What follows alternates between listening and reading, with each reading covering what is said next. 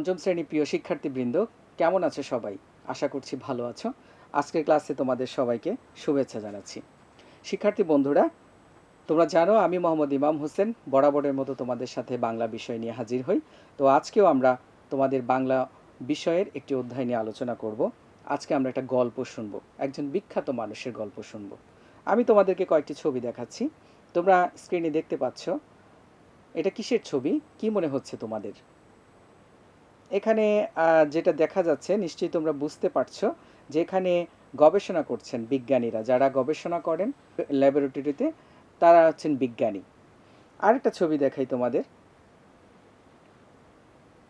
এনাকে কি তোমরা চেনো? ইনি আমাদের একজন বাঙালি হিসেবে একজন বিখ্যাত বাঙালি।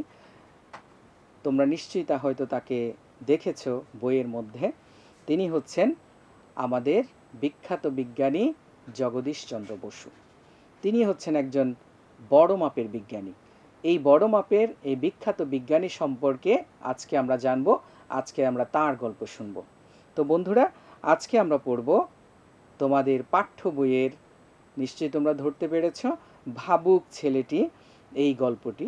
ভাবুক ছেলেটি আজকে আমরা পড়ব 10-11 বছরের ছেলেটি, এখান থেকে শুরু করে জগদীশচন্দ্র বসু এই পর্যন্ত আজকে আমরা পড়ব। এই পর্যন্ত আজকে আমরা এই ভাবুক ছেলেটি সম্পর্কে জানব। আজকের পাঠ থেকে তোমরা কি শিখতে পারবে? আজকের পাঠ থেকে তোমরা শুদ্ধ উচ্চারণে সাবলীলভাবে আজকের পাঠ পড়তে পারবে, যুক্তবর্ণ সহযোগে বাক্য গঠন করতে পারবে, শব্দের অর্থ জানতে পারবে, আর বিষয় সংশ্লিষ্ট প্রশ্নের উত্তর লিখতে পারবে। তো বন্ধুরা, চলো এবার আমরা ছবির মাধ্যমে গল্পটা শুনি। এই ভাবুক ছেলেটির গল্পটি শুনি, যে শুধু ভাবুক ছেলে অর্থাৎ জগদীশচন্দ্র বসু তিনি ছোটবেলায় কেমন ছিলেন এবং সেই ভাবুক ছেলেটি বড় হয়ে কি হলো, সেই গল্প আমরা আজকে শুনব। আচ্ছা, তোমরা বলো তো ভাবুক মানে কি? ভাবুক মানে হচ্ছে যে সবসময় ভাবে, নানা রকম জিনিসপত্র নিয়ে ভাবে। তো এইরকম একটি ভাবুক ছেলের গল্পই হচ্ছে এই ভাবুক ছেলেটি গল্প। তো আমরা ছবির মাধ্যমে গল্পটি শুনি, তোমরা সবাই আমার কথা শোনো এবং ছবি দেখো। 10-11 বছরের ছেলেটি তেমন দুরন্ত নয়, পড়াশোনায় সে ভালো, খেলাধুলাও করে। 10-11 বছরের একটি ছেলে, তোমাদের মতো বয়সী, সে পড়াশোনায় ভালো, আবার স্বভাব চরিত্রে তেমন দুরন্ত নয় বা চঞ্চল নয়, দুষ্টুমি করে না বেশি, আর হচ্ছে খেলাধুলাও করে, খেলাধুলাকেও পছন্দ করে। আর কি করে সে? এই ছেলেটি 10-11 বছরের ছেলেটি তবে সময় পেলেই গাছগাছালি পর্যবেক্ষণ করে।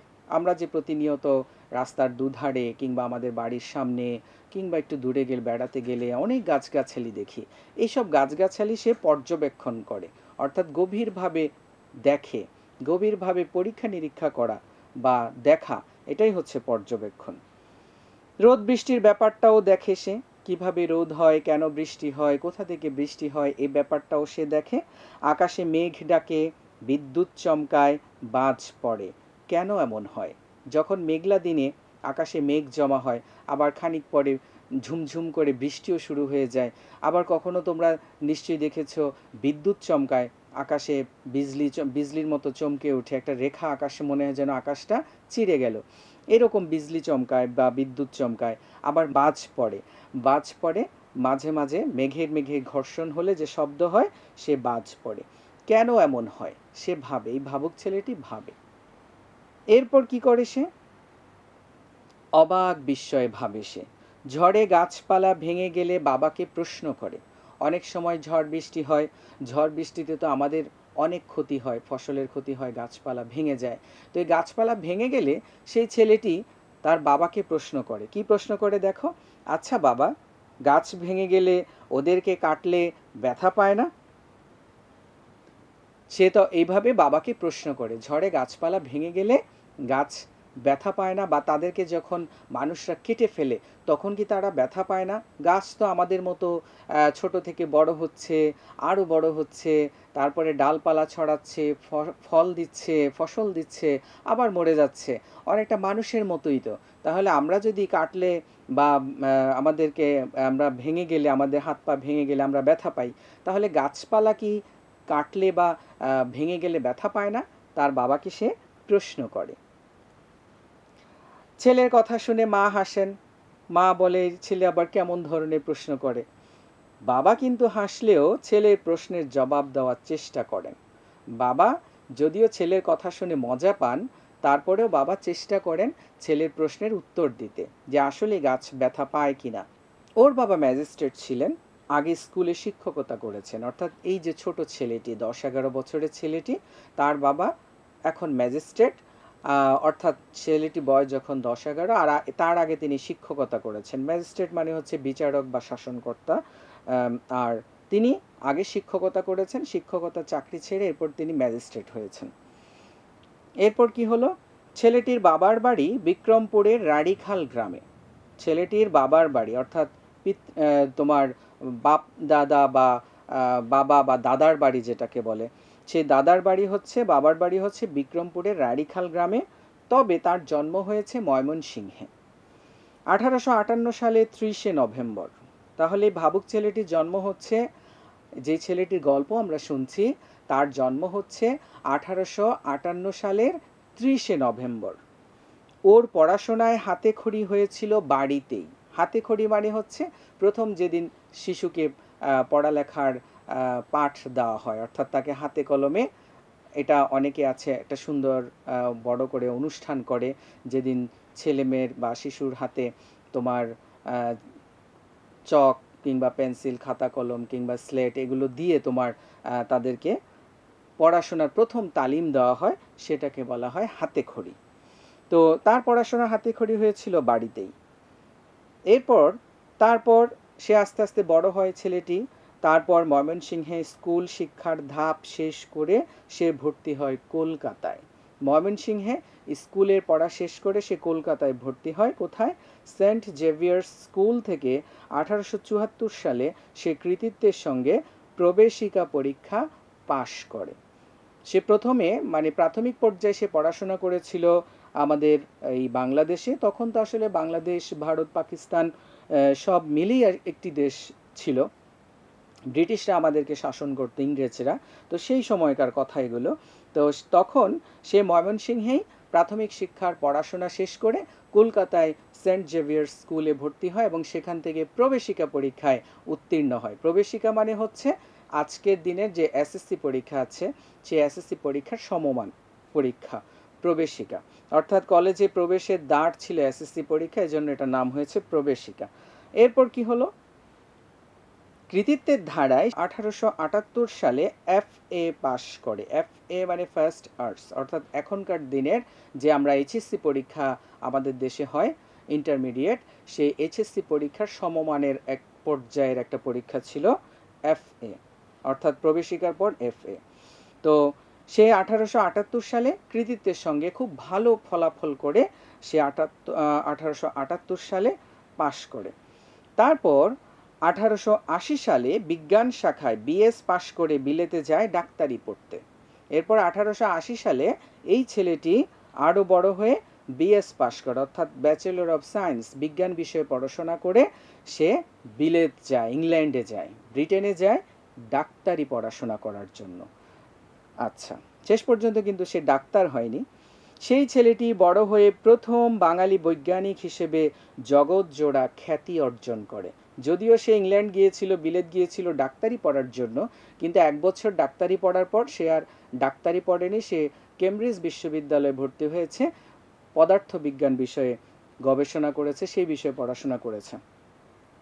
আচ্ছা, তাহলে এখানে দেখো সেই এই যে ভাবুক ছেলেটি যার কথা এতক্ষণ আমরা শুনলাম, যে ছোটবেলায় অনেক কিছু নিয়ে ভাবতো, আস্তে আস্তে বড় হয়েছে, ভালো পড়াশোনা করেছে এবং সবশেষে বিলেত গেল, ইংল্যান্ড গেল পড়াশোনা করার জন্য। সেই ছেলেটি বড় হয়ে প্রথম বাঙালি বৈজ্ঞানিক হিসেবে জগৎজোড়া খ্যাতি অর্জন করে। আমাদের গর্ব যে আমরা বাঙালি। আর এই জগদীশচন্দ্র বসু, ভাবুক ছেলেটি আসলে হচ্ছে জগদীশচন্দ্র বসু, একটু পরে আমরা দেখতে পাবো। এই ভাবুক ছেলেটি আমাদের বাঙালি হিসেবে গর্ব, যে একজন বাঙালি হিসেবে প্রথম বৈজ্ঞানিক হিসেবে সে জগৎ জোড়া খ্যাতি অর্জন করে, অর্থাৎ প্রথম বাঙালি বৈজ্ঞানিক হিসেবে জগৎ জোড়া খ্যাতি অর্জন করে, বিশ্বব্যাপী খ্যাতি অর্জন করে। এর আগে অন্য কোনো বাঙালি এত গৌরব অর্জন করতে পারেনি, এত বড় বিজ্ঞানী হতে পারেনি। তোমরা অনেকেই হয়তো বুঝতে পেরেছো কে তিনি। আমি অবশ্য নাম বলেই ফেলেছি। হ্যাঁ, সেদিনকার সেই ভাবুক ছেলেটিই পরবর্তীকালের বিজ্ঞানী জগদীশচন্দ্র বসু, যে প্রথম বাঙালি হিসেবে বিশ্বব্যাপী বাঙালিদেরকে পরিচিত করে দিল যে আমি একজন বাঙালি।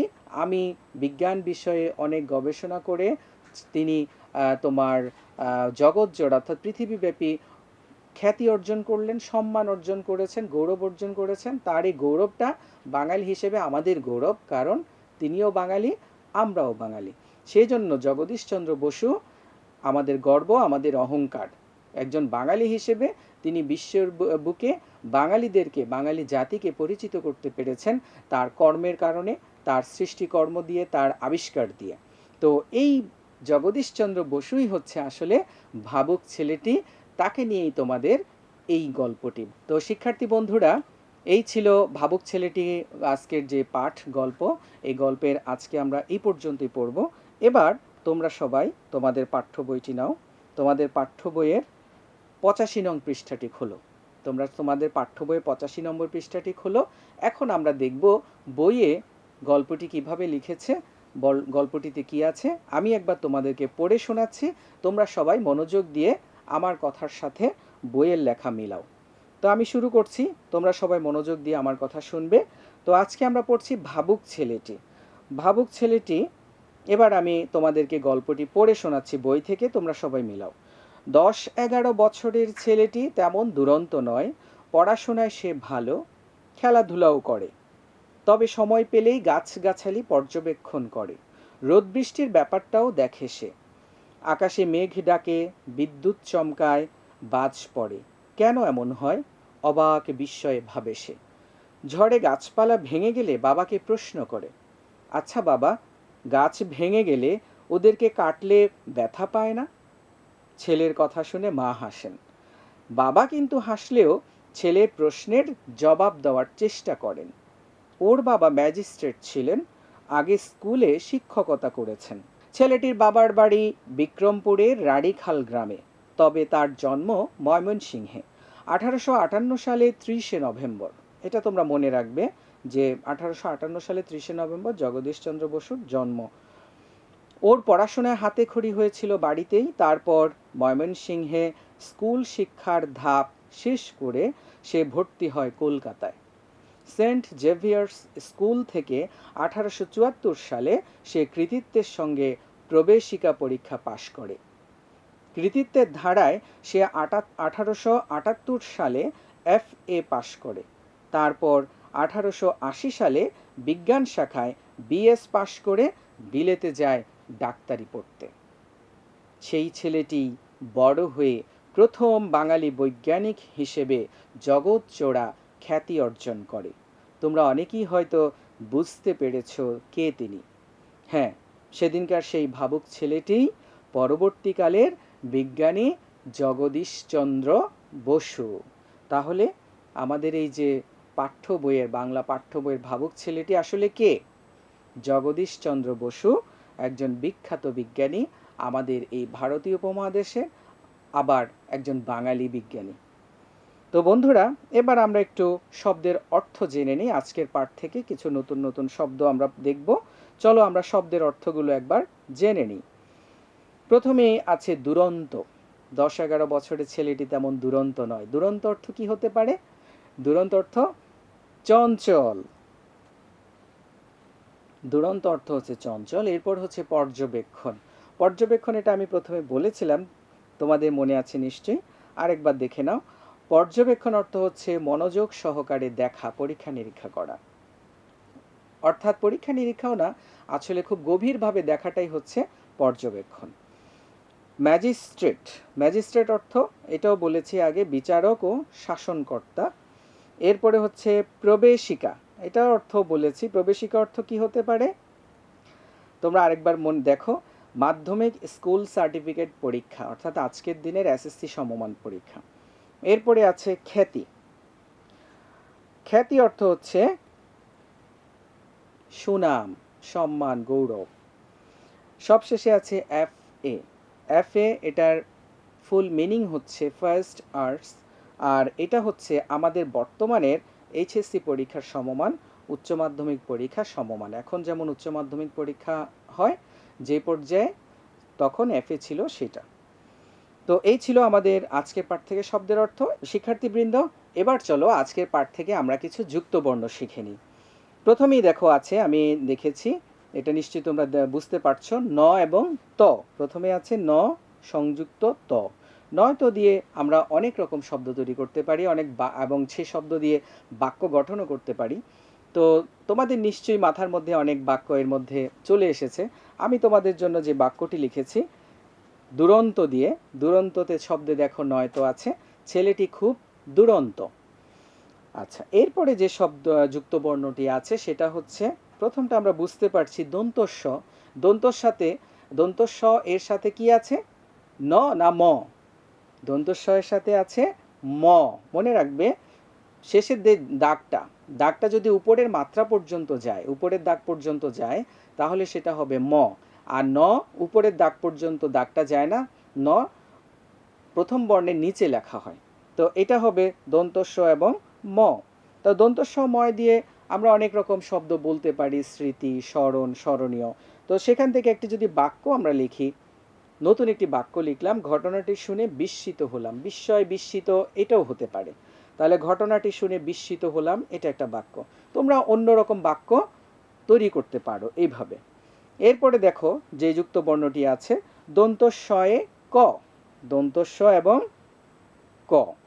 আচ্ছা, দন্তস্ব ক দিয়ে দুটি শব্দ বলো তো, তোমরা চিন্তা করো তো, দুটি শব্দ।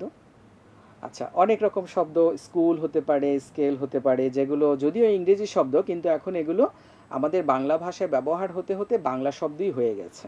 তো আমরা এখান থেকে একটি যদি বাক্য তৈরি করি দন্তস্ব দিয়ে, ছেলে মেয়েরা স্কুলে যাচ্ছে।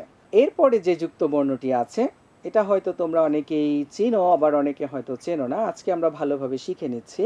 এখানে আছে ক এবং র। যদিও আসলে ক বর্ণের মতো এখানে কিছুই নেই যুক্ত বর্ণে, তাই না? কিন্তু আসলে এখানে ক এবং র যুক্ত বর্ণটা লেখা হয় এইভাবে। তো ক এবং র অর্থাৎ র ফলা। তো এই ক এবং র দিয়ে যদি আমরা একটি শব্দ এবং তার সেই শব্দ দিয়ে একটি বাক্য লিখি, কি হতে পারে? সেটা হতে পারে শুক্রবারে বেড়াতে যাব। ক র দিয়ে তোমরা ক র ফলা দিয়ে তোমরা আরও শব্দ তৈরি করতে পারো, যেমন ক্রয়, বিক্রয়, হ্যাঁ, ক্রেতা, বিক্রেতা, তারপরে ক্রীড়া। এইভাবে তোমরা অনেক শব্দ তৈরি করতে পারো এবং সেটা দিয়ে বাক্য তৈরি করতে পারো। যে কোনো বাক্য গঠনগতভাবে ঠিক থাকলেই সেটা হবে। এরপরে সবশেষে আরও একটি যুক্ত বর্ণ তোমরা দেখো, সেই যুক্ত বর্ণটা হচ্ছে কি? ক এবং ত। যদি এখানে ক এবং ত এর মতো, যদিও ত এর মতো কিছুটা দেখা যায়, বোঝা যায়, কিন্তু ক যে আছে এটা বোঝা যায় না, তাই না? কিন্তু এখানে ক এবং ত আছে, এটা যুক্ত বর্ণ। এইভাবে আমরা লিখি বাংলা বর্ণমালায়। তো ক ত দিয়ে যদি আমরা দুটি শব্দ তোমাদেরকে বলতে বলি, কি কি হতে পারে? হ্যাঁ, শক্ত হতে পারে, শক্তি হতে পারে, রক্ত হতে পারে, তাই না? তো আমরা যদি একটি বাক্য লিখি, বড় হয়ে ডাক্তার হব, ডাক্তারও হয় কয়তো দিয়ে, তাহলে আমরা একটা বাক্য লিখলাম, বড় হয়ে ডাক্তার হব। এইভাবে আমরা যুক্ত বর্ণ যোগে নতুন নতুন বাক্য তৈরি করব। প্রথমে শব্দ তৈরি করব, এরপরে আমরা বাক্য তৈরি করব। তো বন্ধুরা, এবার চলে একটু মূল্যায়নে চলে যাই। আজকের পাঠ মোটামুটি আমাদের এ পর্যন্তই। আমরা একটু মূল্যায়নে যাই। আজকের পাঠ থেকে আমরা কি শিখলাম? আমি তোমাদেরকে প্রশ্ন করছি, ভাবুক ছেলেটিকে। ভাবুক ছেলেটি হচ্ছেন বাঙালি বৈজ্ঞানিক বা বিজ্ঞানী জগদীশচন্দ্র বসু। ছেলেটি বাবার কাছে কি প্রশ্ন করে? মনে আছে কি প্রশ্ন করে? আমরা কি শিখলাম, কি পড়লাম? ছেলেটি বাবার কাছে প্রশ্ন করে গাছ কাটলে ওরা ব্যথা পায় কিনা। তার জন্ম কোথায়, কত সালে? জগদীশচন্দ্র বসু, এই ভাবুক ছেলেটির জন্ম কোথায় হয়েছিল? জন্ম হয়েছিল ময়মনসিংহে। যদিও বাবার বাড়ি হচ্ছে বিক্রমপুরের রাড়িখাল গ্রামে, কিন্তু জন্ম হয়েছে ময়মনসিংহে। আচ্ছা, এরপরে ছেলেটি বিলেত গিয়েছিল কেন?